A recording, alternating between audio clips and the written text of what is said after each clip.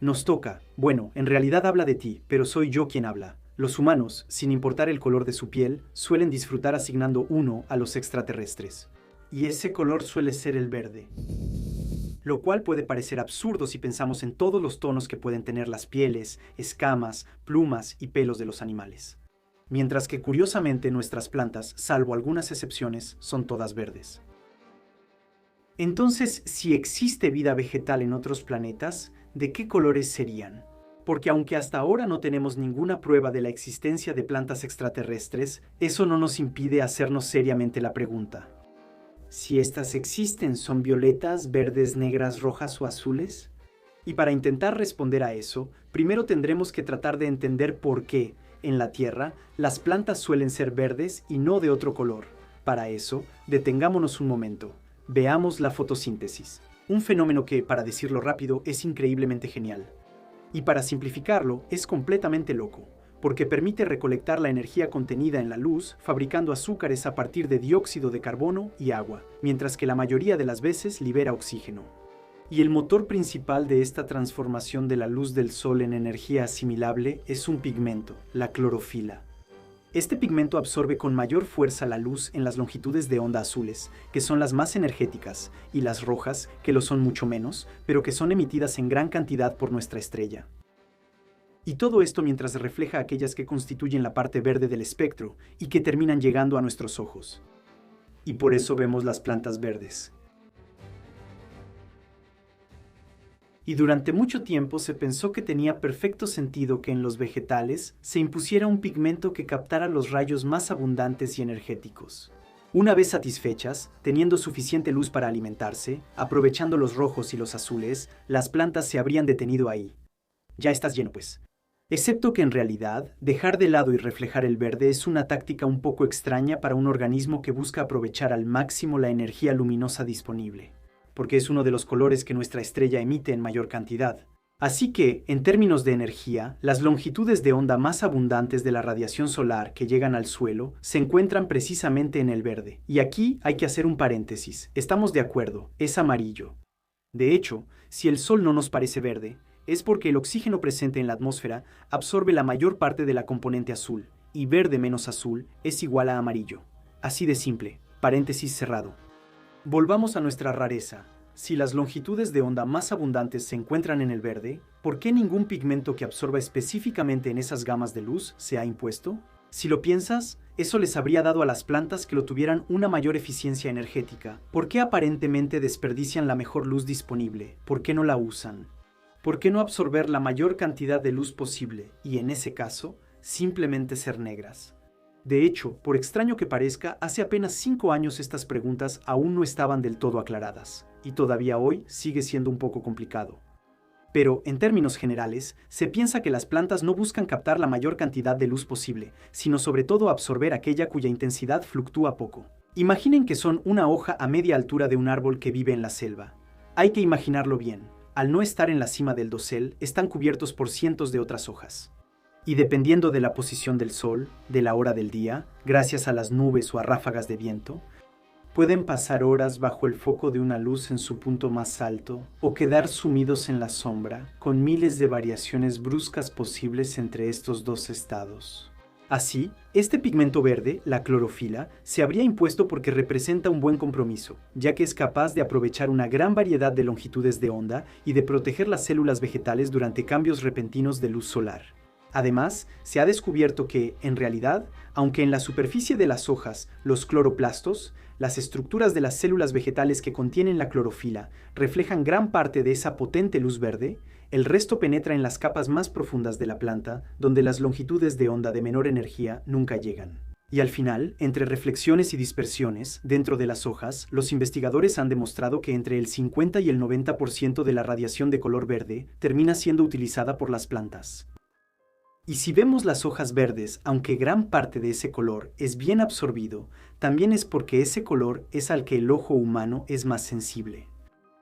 En resumen, para resumir, las plantas serían verdes como resultado del arte del equilibrio, para captar la máxima energía, pero también de la manera más fácil, sin quemar o dañar sus células. Eres colorísticamente perfecta.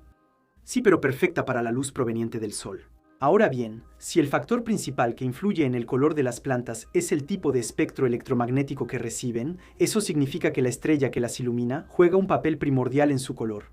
Y dado que la gran mayoría de las estrellas del universo no son de tipo solar, entonces, hipotéticamente, las plantas extraterrestres que evolucionan en mundos que giran alrededor de otras estrellas deberían haberse adaptado también a los rangos de luz muy particulares que las alcanza y estar vestidas de otros colores distintos a los de los vegetales de nuestro planeta. Echemos un vistazo a la variedad de estrellas que se encuentran allá arriba y que los astrónomos clasifican dándoles pequeños nombres basados en letras O, B, A, F, G, K, M, que reflejan su color, su temperatura, su tamaño y su longevidad. Y comencemos directamente por descartar las enanas amarillas, de tipo espectral G, como nuestro Sol, del que ya hemos hablado mucho y que emiten la mayor parte de su luz. Útil para la fotosíntesis en el rango visible, así como aquellas que, por ser demasiado masivas, tienen la mala costumbre de explotar rápidamente en tu cara.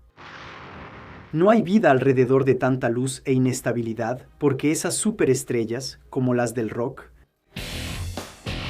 brillan demasiado fuerte y mueren jóvenes en explosiones cataclísmicas, lo que hace imposible la aparición de cualquier forma de vida en los planetas vecinos, o en el mejor de los casos, solo permiten la aparición de gratinados, de plantas quemadas. Pero para todas las estrellas que viven varios miles de millones de años, como las de tipo F, las más imponentes alrededor de las cuales se piensa que la vida podría desarrollarse, esto empieza a volverse, en términos de colores, sumamente interesante.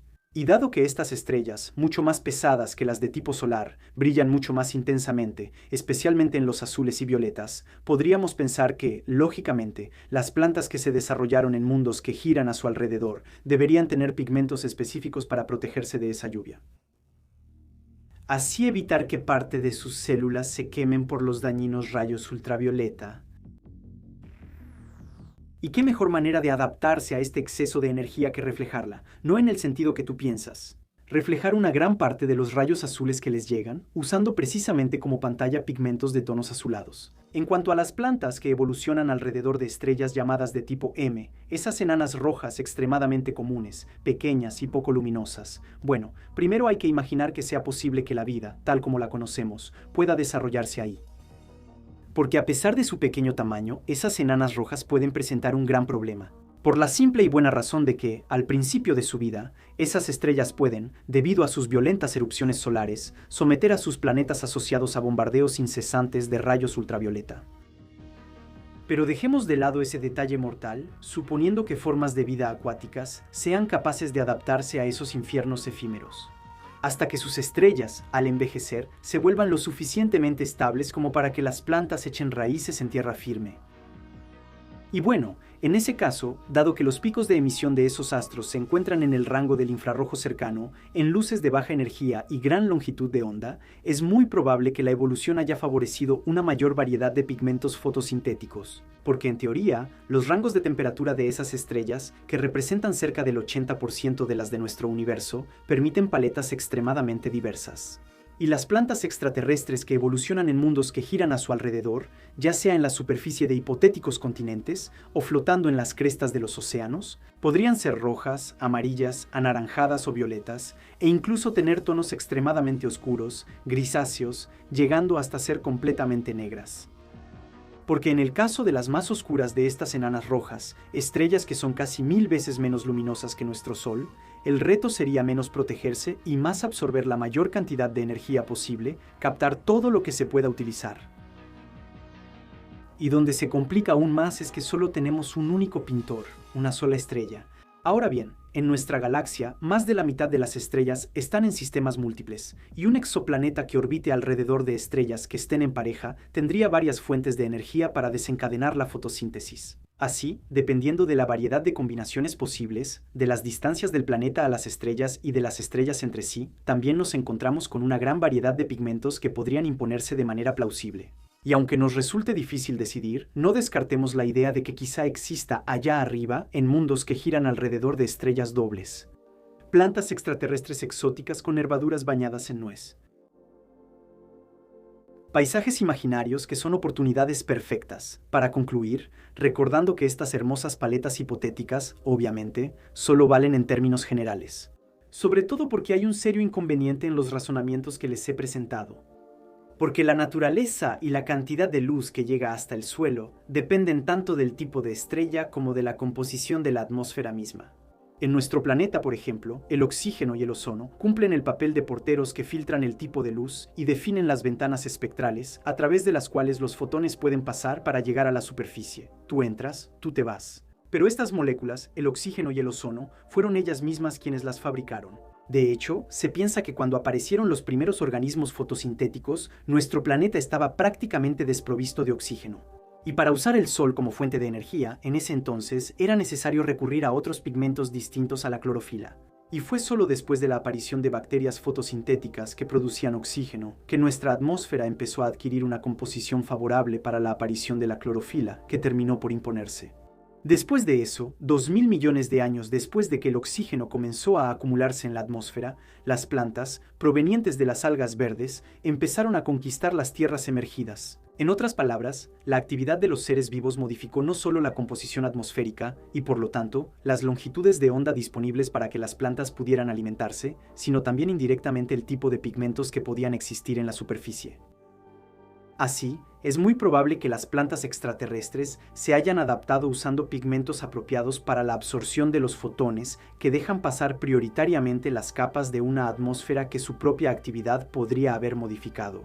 Y además, también debemos saber mantenernos humildes, porque en este momento estamos limitados a hablar desde nuestro propio mundo. Partimos del supuesto de que las plantas de los mundos extraterrestres obtendrían la energía de su estrella de la misma manera que las únicas formas de vida vegetal que podemos observar y sobre todo que conocemos, es decir, de la que prolifera en nuestro planeta. Ahora bien, si en la Tierra los organismos que usan clorofila se impusieron, quizá haya sido diferente en otros lugares. O quizá existan en la naturaleza procesos físico-químicos, pigmentos diferentes que puedan aprovechar la energía de la luz. Así, podríamos imaginar igualmente que alrededor de las estrellas masivas que emiten mucha luz azulada, plantas extraterrestres que utilicen procesos muy diferentes a la fotosíntesis hayan adquirido una ventaja evolutiva, al recolectar solo los fotones altamente energéticos, mientras reflejan la luz menos energética, pero más suave, verde o rojo. En ese caso, estas plantas podrían mostrar todos los colores, excepto el azul. Entonces, uno puede preguntarse si realmente no estamos absolutamente seguros de nada. En el fondo, ¿por qué interesarse en estas preguntas? Bueno, para empezar, simplemente por la belleza del gesto, el placer de la especulación, el juego mental. Un poco de conocimiento desinteresado a veces no tiene precio. Y también porque crear modelos que intentan entender hasta qué punto los organismos fotosintéticos pueden adaptarse y evolucionar alrededor de otras estrellas permite reducir el abanico de posibilidades y nos indica dónde buscar. Y así anticipar una gama plausible de colores que en el futuro podría permitirnos descifrar lo que se esconde detrás de este tipo de imágenes, que será más o menos el tipo de imagen visual directa que podemos esperar obtener en unas cuantas décadas de un exoplaneta. Y ese punto borroso de mediocre resolución puede darnos información sobre la composición de la atmósfera, así como sobre el color promedio del planeta.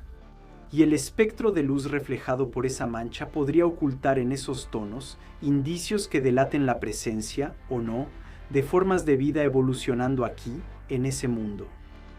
Seres vivos que habrían modificado la composición atmosférica e incluso transformado a gran escala los colores de la superficie debido a los pigmentos especializados que utilizan. Por eso, saber interpretar y descubrir qué tipo de señal visual puede ser un síntoma de la presencia de vida requiere entender bien la historia de la que florece ante nuestros ojos. De hecho, hay que pensar que el color de nuestro planeta no siempre ha sido el que conocemos. Se cree que hubo un tiempo en que nuestro mundo era de color púrpura. En efecto, se sabe que las primeras formas de vida fotosintética utilizaban un pigmento, el retinal, que al reflejar las luces rojas y verdes, muy probablemente hacía que los océanos de esa época fueran de un color rojo violáceo. Y hablamos de la teoría de la Tierra púrpura. De hecho, incluso hoy en día, en la Tierra, aunque todas las plantas contienen clorofila, no todas son necesariamente verdes, porque ese color a veces puede estar oculto por pigmentos secundarios. Los carotenoides, por ejemplo, le dan a las hojas su color otoñal.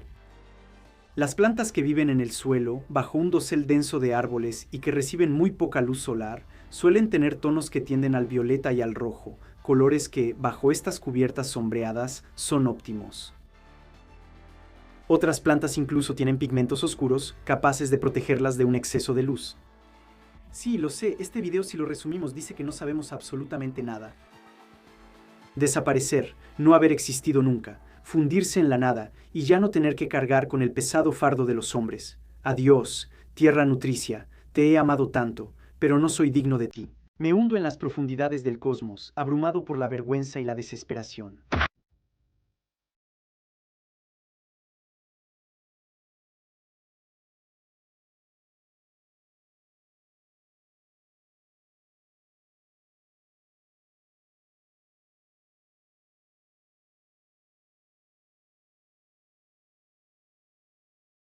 Sabes, me ponía a pensar cada vez que sales en pantalla hace un plant.